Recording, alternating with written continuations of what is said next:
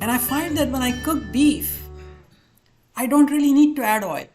How many of you have cooked beef and have you really observed a need to add oil? You really don't need to go to the store to get beef tallow. And with a little amount of oil that is left in, I can even fry an egg.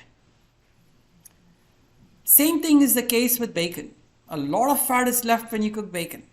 And you can use that. You don't have to go to the store and get lard.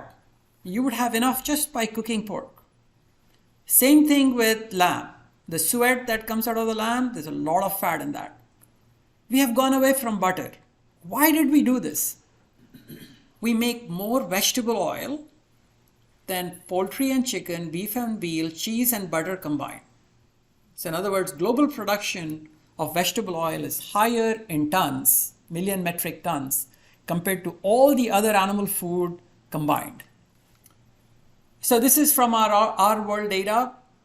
The amount of land, 1.4 billion hectares are used. About 12% of all land is dedicated to growing crops for human health. Of that, the most steadily increasing use of this land is to make vegetable crops. It's up to 300 million hectares. 300 million hectares that have been used.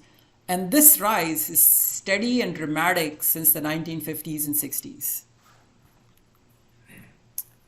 So how do you get that land? You cause deforestation. You burn land so that you can use it for production of canola oil. You take away the habitat of animals, you remove biodiversity, you create ecological imbalance. Nature is very good. Have you ever gone to a pasture and looked at the green grass?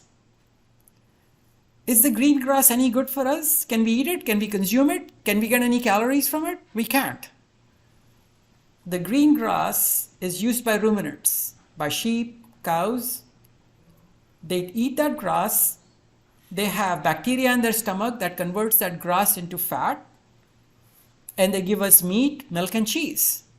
That's how ecology was supposed to be. This is natural ecology. We are disrupting it because we think we know the answer better. We think that we can do better than what nature has done for all these million years.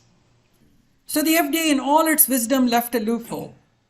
If you take a bottle of canola oil, go and buy a bottle of canola oil from the store, or look at it, it'll say 0 trans fat.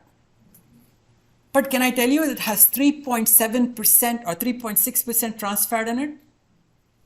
How can it be 3.6% trans fat and still say 0 trans fat?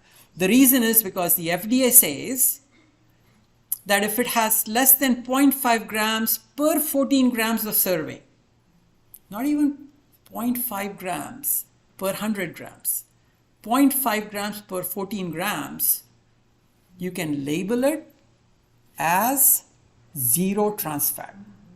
How tragic. Are you guys angry? DoctorsToTrust.com.